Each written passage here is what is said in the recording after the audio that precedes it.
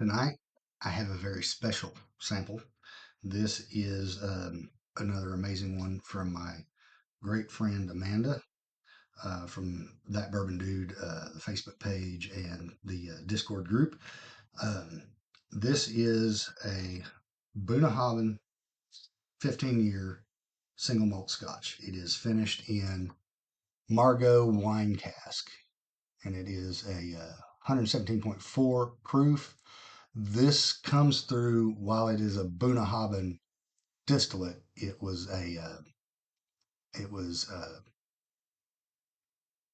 it came through Murray McDavid, which is a distilling producer uh, of Scotch, and this is a pick by the Mash and Drum, which is another whiskey podcast.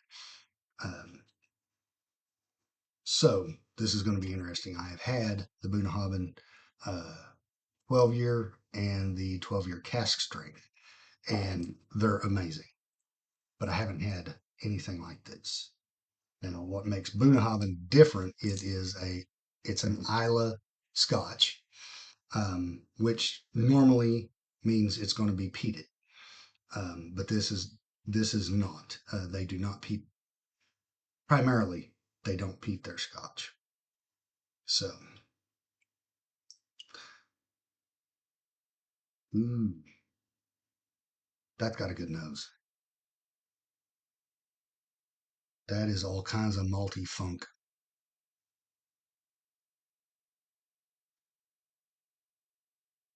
It's like overly ripe peaches.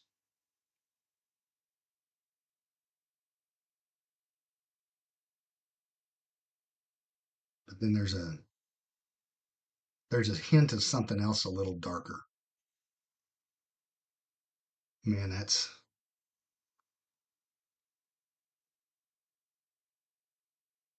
I'm gonna write this down so I remember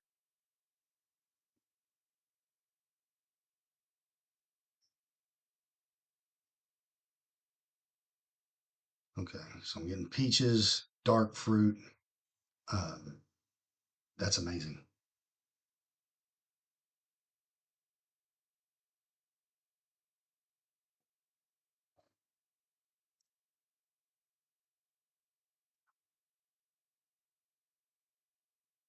Got a little bite to it, not from the proof, but there's just like a tanginess to it.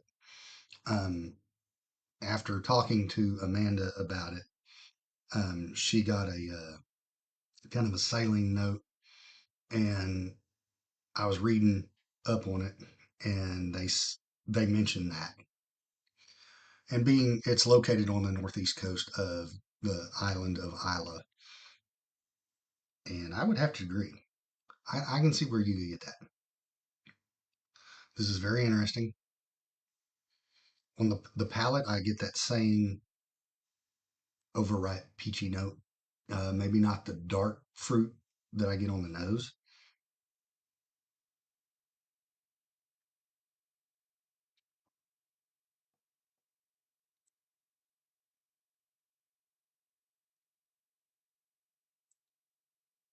And this has got it's got all kinds of legs on it. I mean, and if you'll notice, that's a lot lighter than what you would get out of a 15-year bourbon, but that's Scotch for you. Um, that finish is sticking around, and it's almost the same note all the way through. It's kind of a there's a little bit of a I don't want to say spice to it, maybe a hint. It's got almost like a crispiness to it, if that makes sense.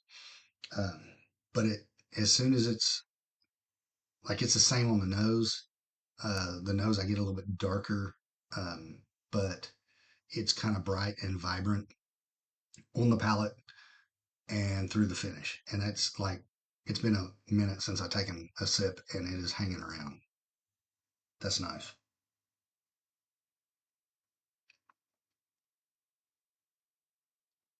That nose, I'm gonna give it a 2.75.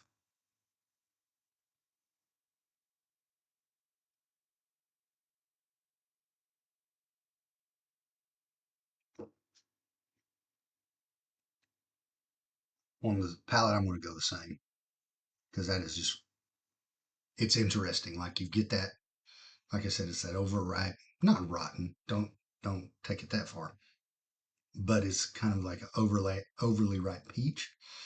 Um, and then there's that crispy, almost like obviously it's not carbonated, but it's almost like that bite you get from a good uh, a good carbonated pop.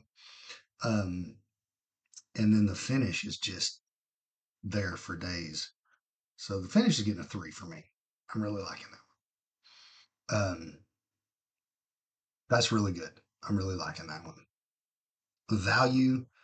Um, it's kind of hard to place this one because it is a pick, but not only that, it's a pick from a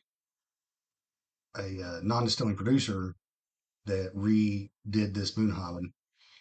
Um, I know that like the Bunnahabhain 12, I think I can get it in for like the mid 60s. I think I'm not sure what the cast strength is because I haven't seen it around me, but um, so obviously everything's going to go up from there. Now her price wound up being $200. Um, Knowing what I know about Scotch and adding, taking what I know of store picks through bourbon, uh, maybe that's not far off the mark. Um, I would say probably closer to the 150 mark would be better. So I'm going to give this a 0.5 for the value. Because it's high, but it's if $200 Scotch was in my budget, I would not hesitate to buy this one. So that comes in with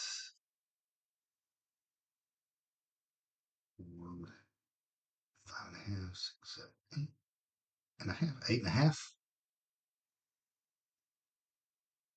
So that is definitely squarely in the Moor Gooder category. So I highly encourage you if you find anything from Bunnahabhain. Obviously, you're not going to find this one, um, but if you find anything from Bunnahabhain, jump on it. You will not be disappointed. Um, I loved the 12, and this blows it out of the water. What I remember of it. So, um, if I remember at that cast strength, I want to say it was about a 117 proof. So similar proof. 3 more years. Um, and it's just a completely different whiskey. So, um, that's my take on this. And also, that's the first time I've seen a pick of Scotch, um, which I think is amazing. Um, so yeah, that's my take on this Bunnahabhain pick from Mash and Drum, and I hope y'all enjoy.